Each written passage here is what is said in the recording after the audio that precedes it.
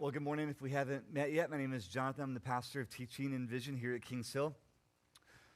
We have just a few weeks left in the book of John. We love going through books of the Bible, and we're going to finish this book on Easter. It's a journey we started back in September. And if you're familiar with the book of John, you might be saying, wait a second, I've read the end of John. That's not the resurrection. Why don't we have Easter on the resurrection passage? Well, the reason is because the final word in the book of John is about restoration. In fact, you can't have restoration without the resurrection. But I think Easter is a great time to talk about how you can be restored with God. And so you'll notice that there are cards on your seat. And those are for you to hand out to people who you've been praying for. Those that you're hoping will be restored to God, that's for you to pass out to them. You can put them on trains. People put them in bathroom stalls, whatever. But it works best if you hand it to someone and say, hey, I would love for you to hear a story that means the world to me. Would you come to Kings Hill on Easter and hear about how you can be restored to God? So that's there for you. This morning, we're going to be looking at John chapter 19. So I want to invite you to turn there with me. And we're going to look at verses 1 through 27 in 3 movements today. And as you turn there, perhaps you've heard of the atheist philosopher Friedrich Nietzsche. He often writes about a society that used to believe in religion but no longer does. And in one of his works, he writes this famous quote, "God is dead, God remains dead, and we have killed him."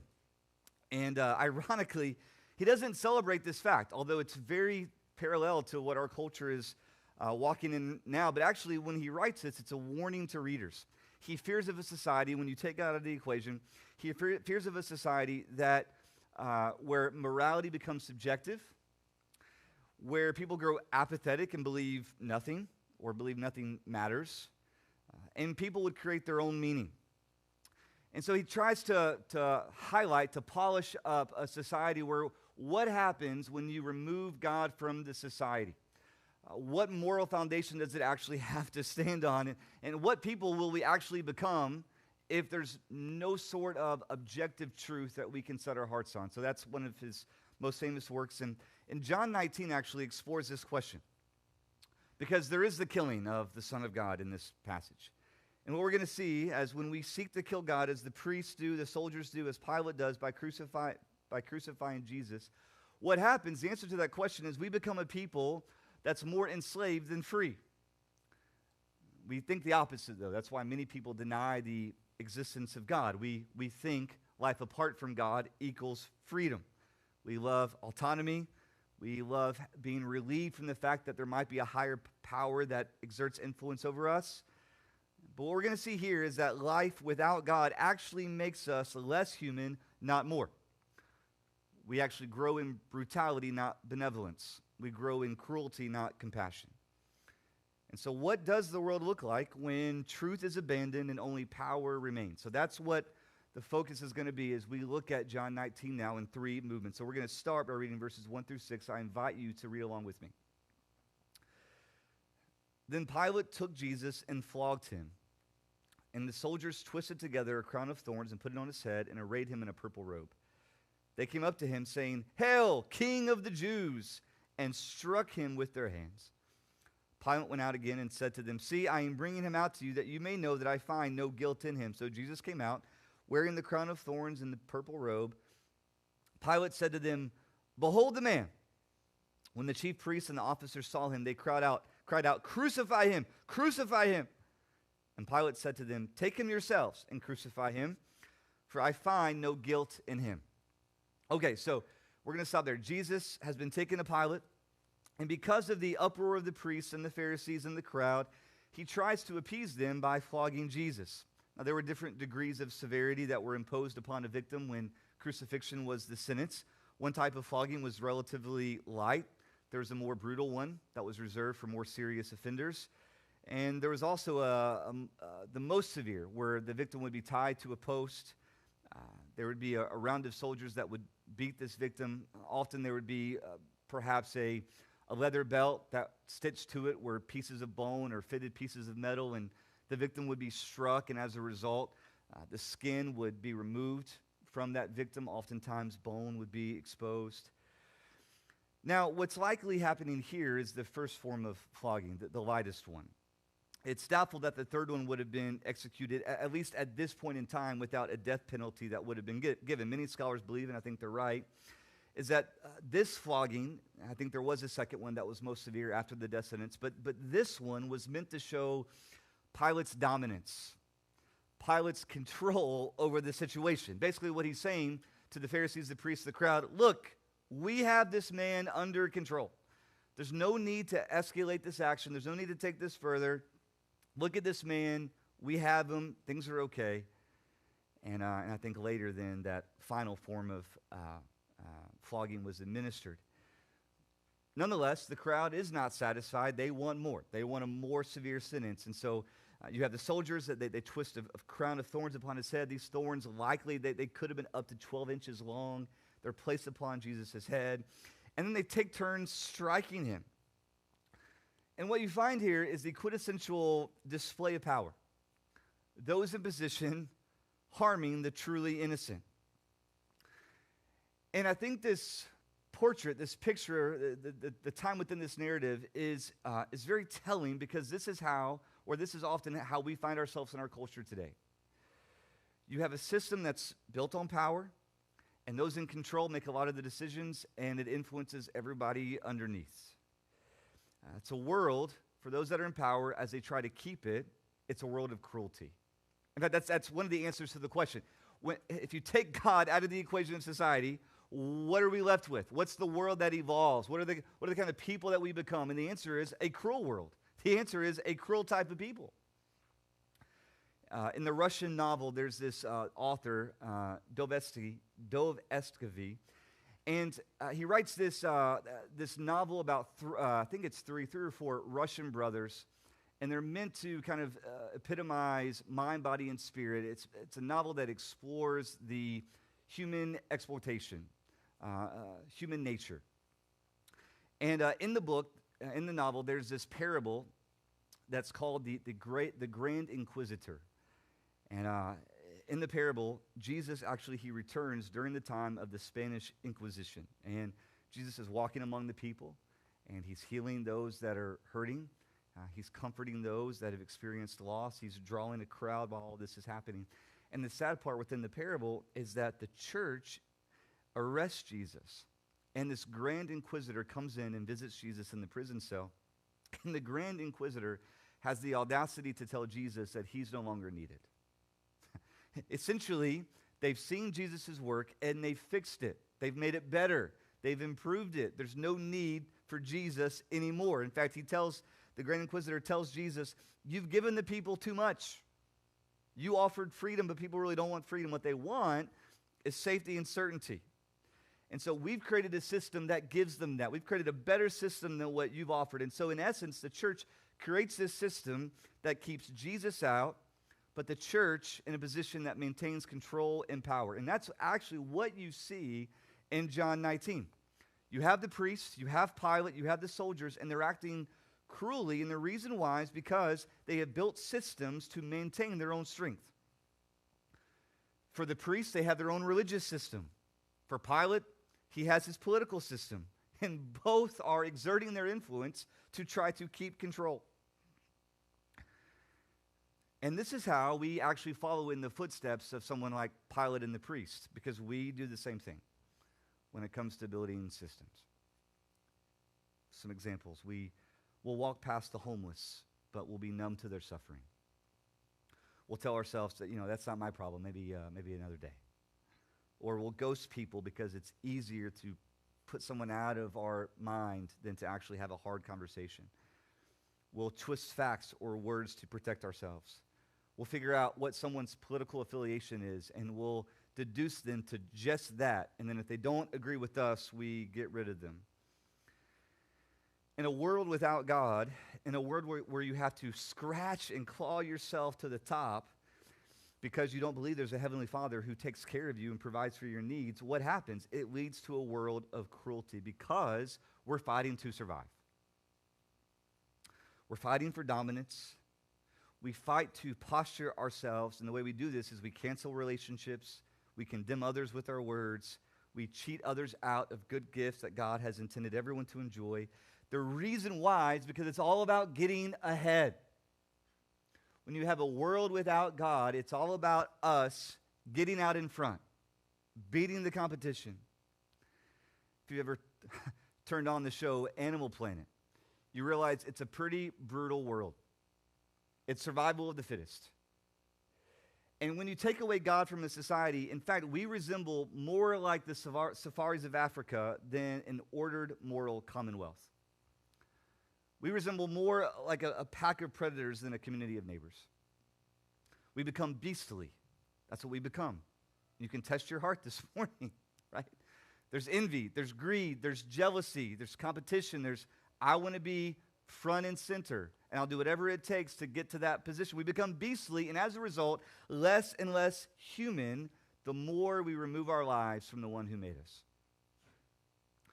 In another gospel account, not in this one, but we're told that the Jews bring Jesus to Pilate out of envy. That comes from Matthew 27, verses 17 through 18. So when they had gathered, Pilate said to them, "Whom do you want me to release for you, Barabbas or Jesus, who's called the Christ?" For he knew it was out of envy that they had delivered Jesus up. In other words, just to underscore the point, if we can't match what Jesus does, we should kill him. That's the mentality of the Jews. They don't speak like Jesus, who has authority.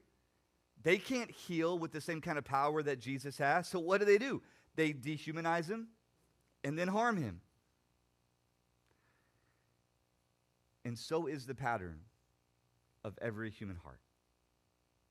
That's what we're tempted to do, to dehumanize and then to harm. Maybe not physically, but mentally, emotionally, whatever it might be. And don't think that an ever increasingly polarizing culture and an ever increasingly lack of God in our culture's consciousness, don't think that those two going hand to hand are a coincidence. You get one as a result of the other. Now, when the soldiers, what they don't realize is they had this mocking statement, right? It says, "Hail, King of the Jews." That's what they say. And what they don't realize is this is a truthful statement. Like, this is indeed the King of the Jews. But he's not the kind of king that the world would expect to have. The reason I say this is because a king, a worldly king, would strike his subjects in a display of power. And this king, the King of the Jews, receives the strikes at the hand of soldiers to absorb wrath, not to inflict it. A king gives orders to assert his dominance. This king, Jesus, he lays it down. A king is coordinated with a crown and jewels of splendor, and this king is wearing a crown of thorns. And what we're seeing here in Jesus is the upside-down nature of the kingdom that he comes to establish. In fact, Jesus, he comes into the world to topple down the systems of power and control, not that politics builds, but that we build in our own human hearts. That's the more severe problem, not out there and here. And he comes into the world to topple down the systems we put on, we build for ourselves to maintain our own position and posture. He's actually the innocent who gets crushed for the cruel. Doesn't retaliate in anger, doesn't strike back.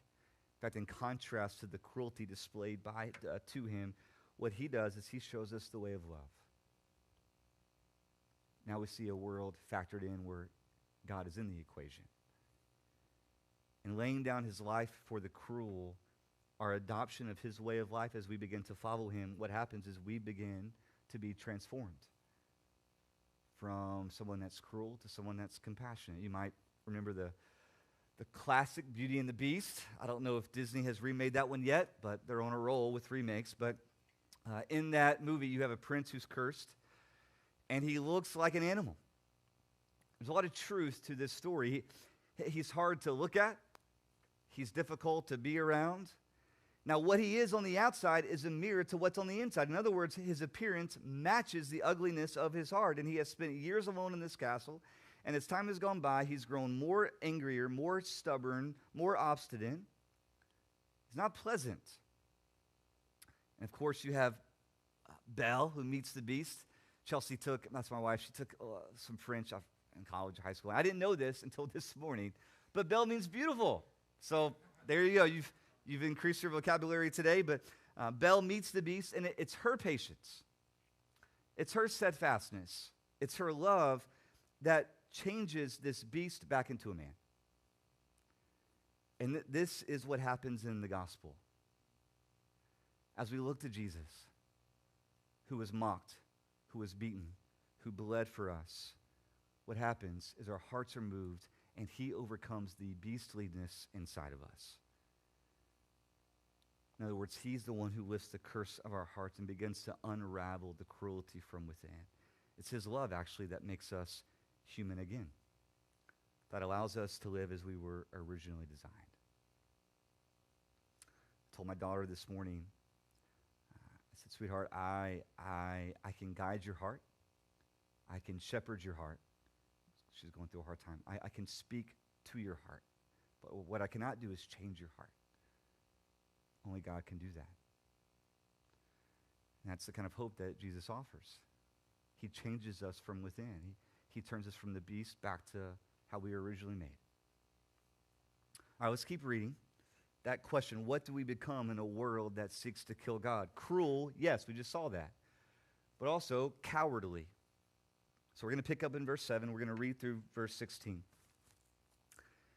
The Jews answered him, we have a law, and according to that law he ought to die, because he has made himself the Son of God. When Pilate heard this statement, he was even more afraid. He entered his headquarters again and said to Jesus, where are you from? But Jesus gave him no answer. So Pilate said to him, you will not speak to me?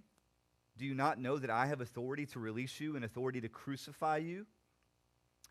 Jesus answered him, you would have no authority over me at all unless it had been given to you from above. Therefore, he who delivered me over to you has the greater sin.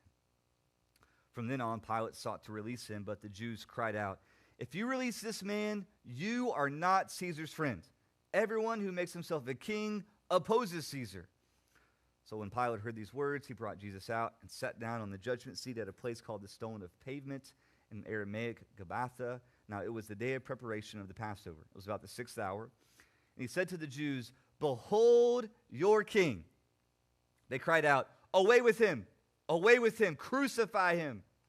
Pilate said to them, shall I crucify your king? The chief priests answered, we have no king but Caesar. So he delivered him over to them to be crucified. So they took Jesus, and he went out, bearing his own cross, to the place called the place of a skull, which in Aramaic is called Golgotha. All right, so Pilate has flogged him, but the Jews want a worse sentence. They don't want him flogged, they want him dead. And so Pilate hears what others have called Jesus, the Son of God. And this has sparked fear. Why would this be the case? And not just others, but he's identified himself as that. Now why would this spark fear for Pilate? Well, it was not unusual in Greek and Roman mythology for gods to come down in human form. And so if this were the case, would Pilate actually be taking part in killing a Roman god? Like his actions could bring wrath upon himself, wrath upon his rule, wrath upon his family. And plus, I think another reason that there's fear involved is we're told in another gospel account that his wife has actually already seen Jesus in a dream. Matthew 27:19, while Pilate was sitting on the judgment seat, his wife sent word to him, have nothing to do with that righteous man, for I have suffered much because of him today in a dream. Talk about poor timing, right? Like Pilate's just trying to make sense out of everything. And so he goes back to Jesus in verse 9, and he asks this question. He says, where are you from? And Jesus chooses not to answer, which, of course, annoys Pilate, but Jesus is not one to waste words. He's not one to reveal greater degrees of truth unless we've responded faithfully to the truth that's already been revealed.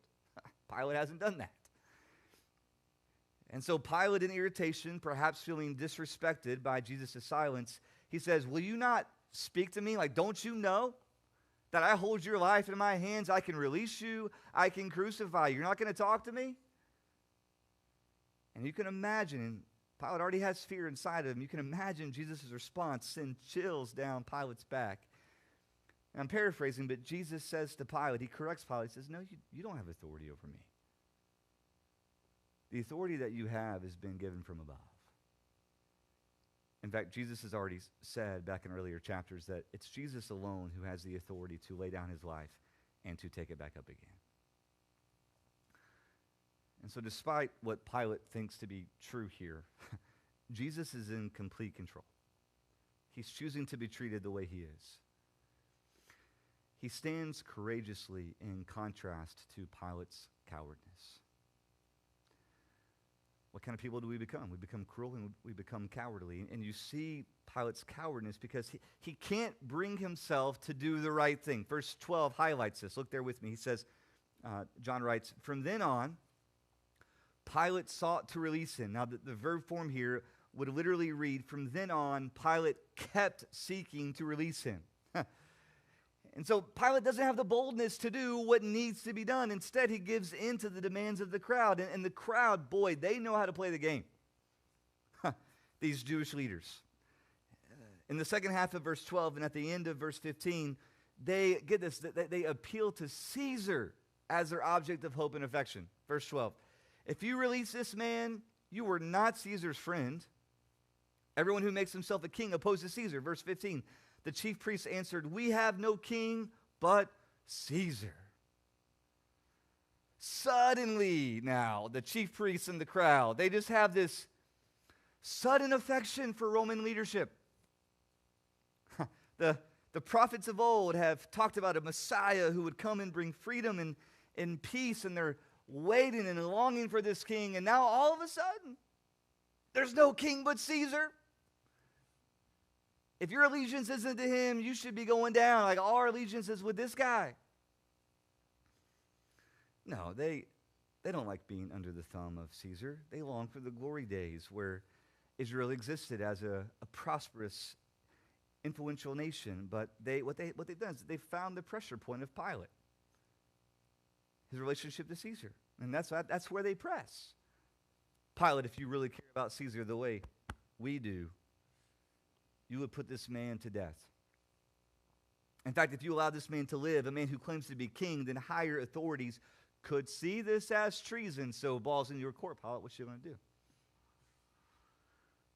So Pilate, he is clearly bothered by this.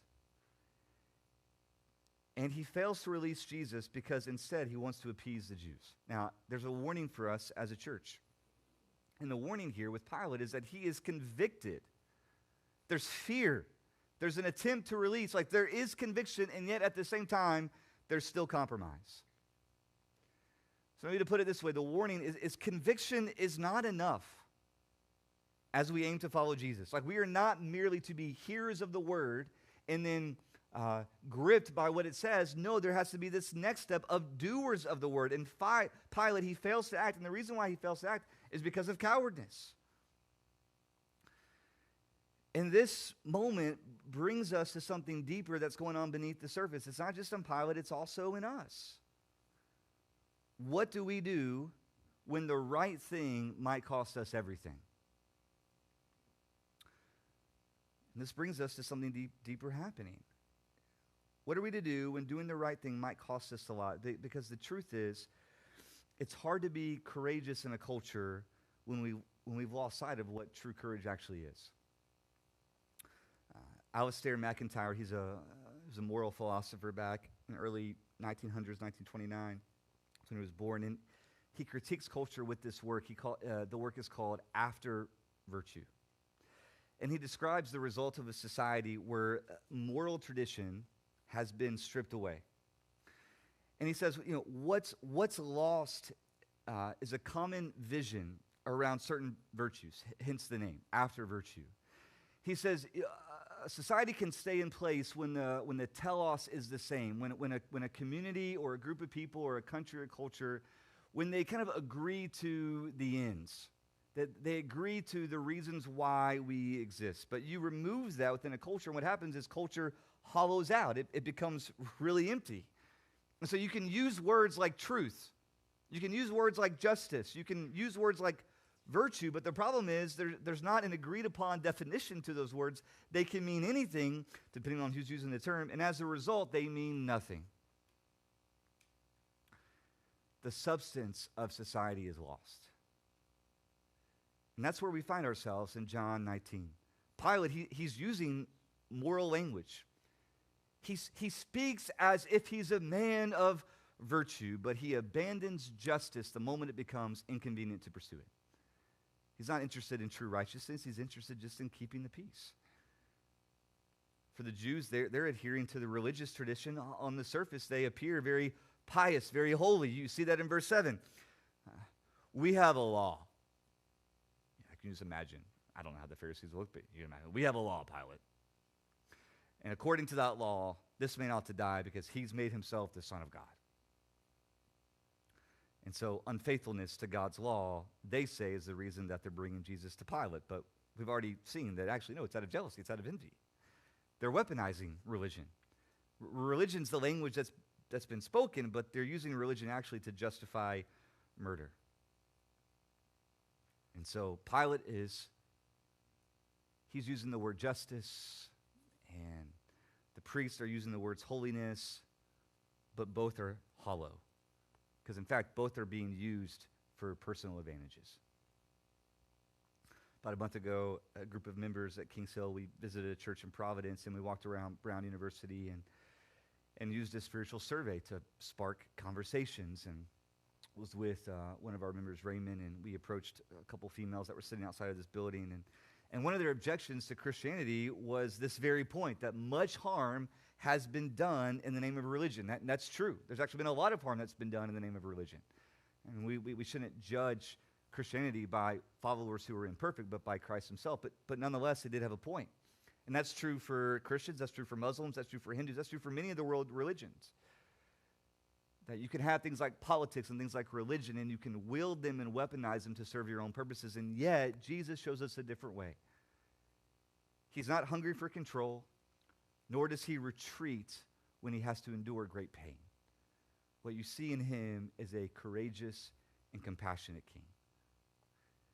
And when confronted by Pilate, he speaks truthfully. Your authority comes from above. But he also stands courageously. He endures the mockery, the flogging, the beating. Why does he do this? He does this to help return what's been lost. The virtue that's been sucked out of society, he's there to bring it back. The reason why virtue has escaped us is because we like to run away from our brokenness. But here's the thing, a life without God makes it impossible to grow and sustain virtues that God finds pleasing. Yes, granted, we may grow in benevolence, we may grow in diligence, we may grow in patience. But get this, it's not for those around us. We grow in those things because it serves our own purposes.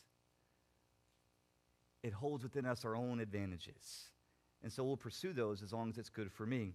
But true virtue is sustained even when it comes at great cost. In the world without God, we simply don't have the resources to grow in this kind of virtue unless you put God back into society. Unless you see what is restored over what's been broken. Hence, that's why Jesus came into the world. To make whole what's been broken. And indeed, we do find ourselves broken every day. We want justice, but we avoid speaking up. We cave to peer pressure and forfeit our witness. And standing up for a coworker who's being slandered, we awkwardly laugh it off when the jokester looks at us. We don't find it inside of us to correct or rebuke. Our default is to keep the status quo, right? To avoid confrontation, to keep the peace. And when we do that, guess what? We're just like Pilate. And as a result, our inaction enables and furthermore contributes to the evil around us. But Jesus comes to bring substance to a heart that is hollow. You want compassion? You want courage? Jesus comes to offer that. In fact, the death of Jesus is what saves us from cruelty and cowardness.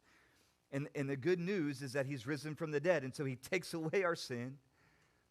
And he lives again. And he sends his spirit inside of us and is committed to exchange within us cruelty for compassion, cowardice for courage. This is the work that he's committed to do on our behalf. Now, this wonderful mingling of courage and compassion is found in our final movement, so I want to invite you to follow along with me. Verses 17 through 27. So they took Jesus, and he went out, bearing his own cross, to the place called the place of a skull, which in Aramaic is called Golgotha. There they crucified him, and with him 2 others, one on either side, and Jesus between them. Pilate also wrote an inscription and put it on the cross. It read, Jesus of Nazareth, the King of the Jews. Many of the Jews read this inscription, for the place where Jesus was crucified was near the city, and it was written in Aramaic, in Latin, and in Greek. So the chief priests of the Jews said to Pilate, do not write the King of the Jews, but rather, this man said, I'm the King of the Jews. Pilate answered, what I have written, I have written. When the soldiers had crucified Jesus, they took his garments and divided them into 4 parts, 1 part for each soldier, also his tunic. But the tunic was seamless, woven in one piece from top to bottom. And they said to one another, let us not tear it, but let's cast lots for it to see whose it shall be.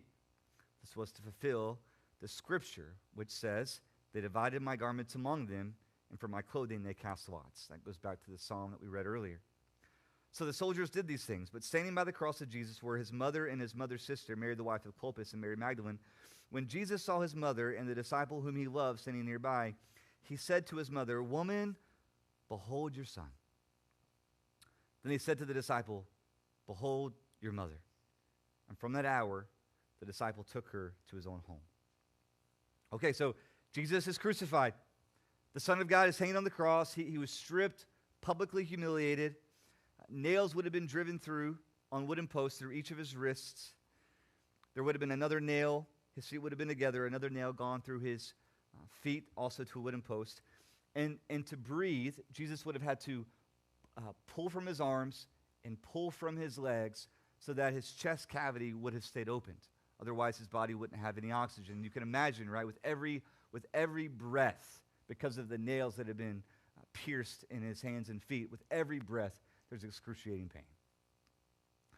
We're not even talking about absorbing the judgment of sin spiritually. I'm just talking about the physical torture of crucifixion. And so every breath the fight would continue. Not to mention this was likely in one of the hottest parts of the day.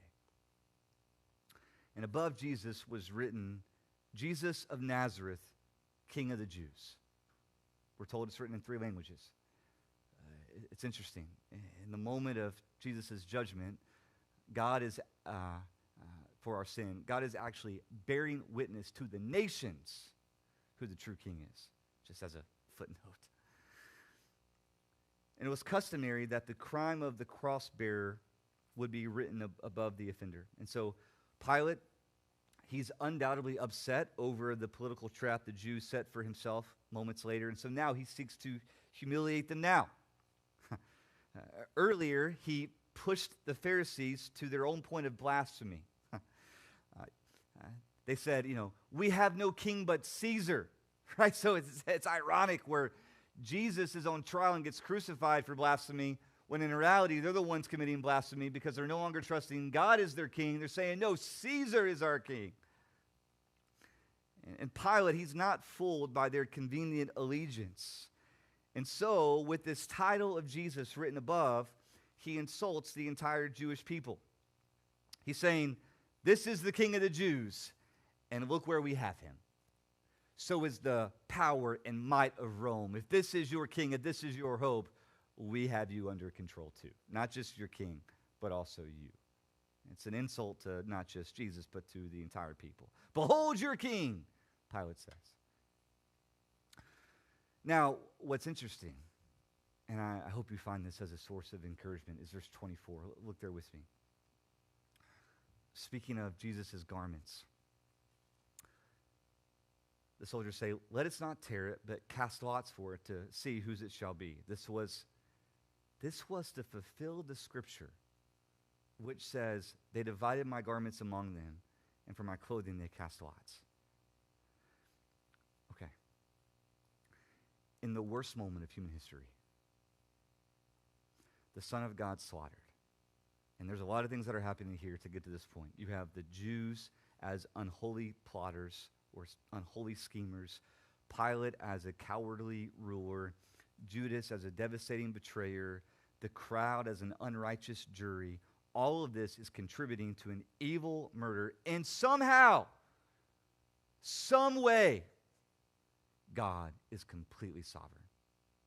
Scriptures are being fulfilled. Down to the very detail of Jesus' clothes. God is in control. What he has decreed, in this case, through the psalmist David in Psalm 22, it happens.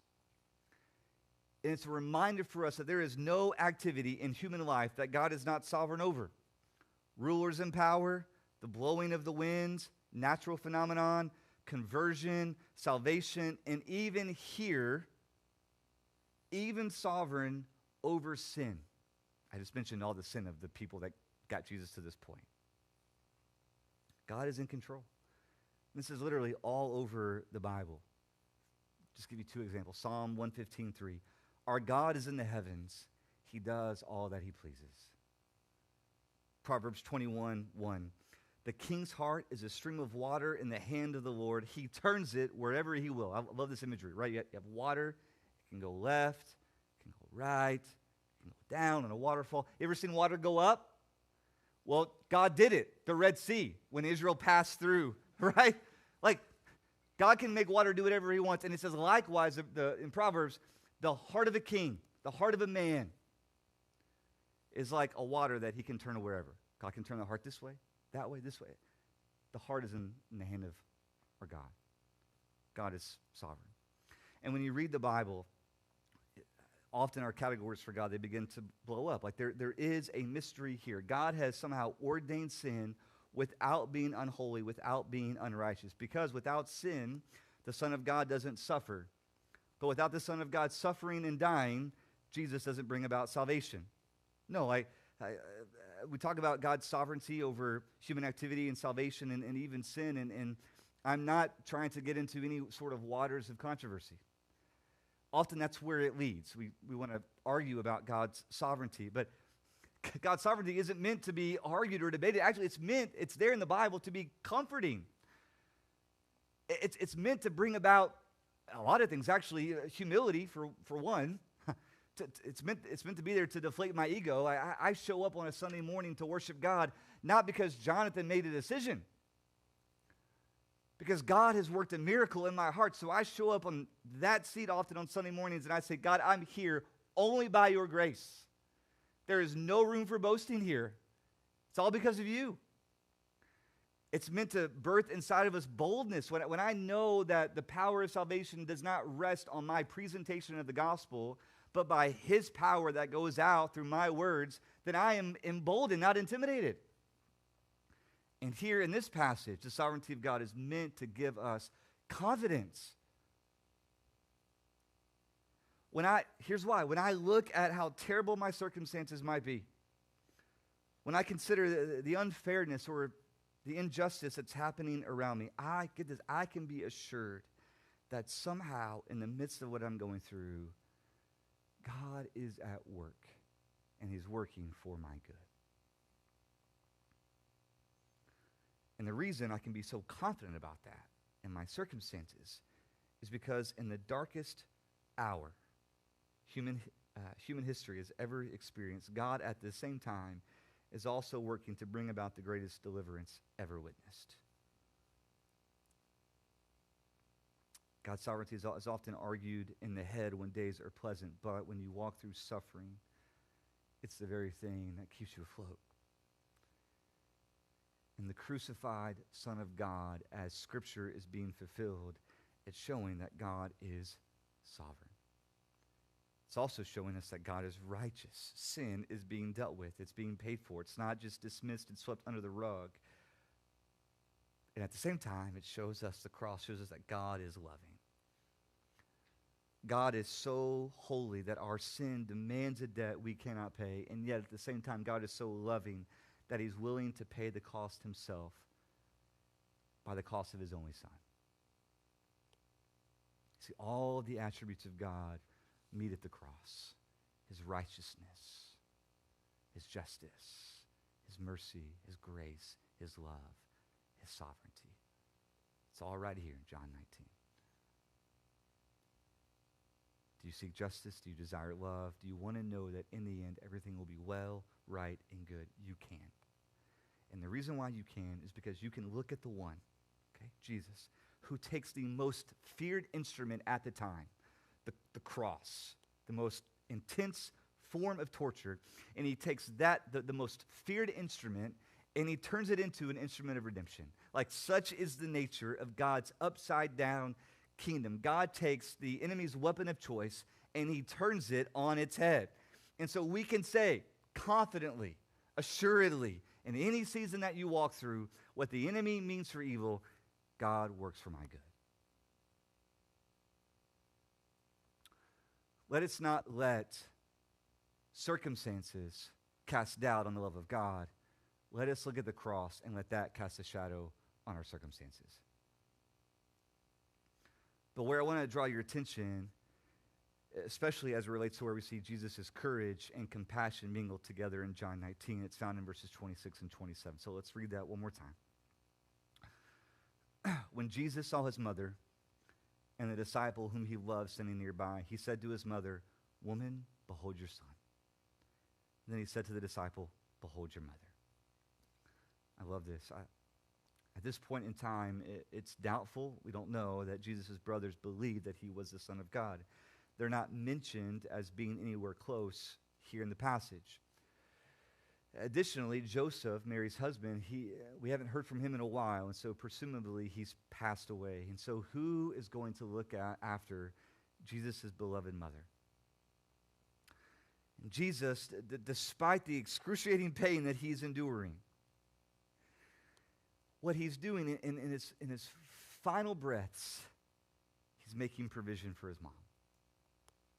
He's redefining a relationship between John, the gospel writer, and Mary. And so now John is the one who's going to be responsible for caring for his mom. I mean, it's quite extraordinary that with just a few breaths left, that Jesus' mind is on his mom and making sure that she's taken care of and loved and secure and provided for. It's an amazing display of both the mingling of compassion and courage. And we have to understand that this mingling of compassion and courage, it extends beyond the mother of Jesus. It extends beyond Mary. The home that he is setting up for his mom is merely temporary. But the cross that Jesus embraces, this is his coronation time. It's a coronation of a kingdom that's not temporary, but it's permanent. And his death and his soon-to-be resurrection establishes an everlasting home for those who would believe in Jesus and follow him in faith. In a sense, what Jesus is doing for his mother is extended to every single believer. As he accomplishes his Father's plan, he makes available to us eternal security, eternal provision. It's amazing. So we go back to what Nietzsche said. In a world without God, what kind of people will we become? Well, we become cold, cowardly, and cruel, beastly. But contrary to Nietzsche, God is not dead. He's alive. And the good news of John 19 is that we have a compassionate king who undoes our beastly nature and transforms us into his children. Jesus pays the penalty for our sins on the cross, and now he lives to empower us to live as we were originally created.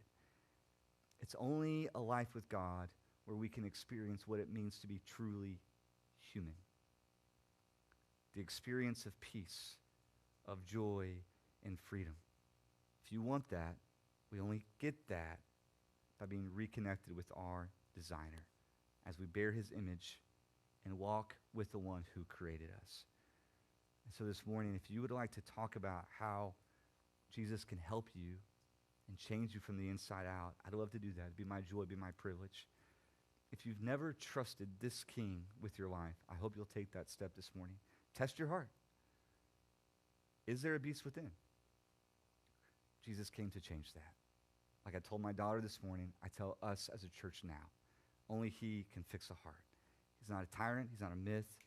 He's the crucified and risen Savior, and he offers us life today. Let's pray.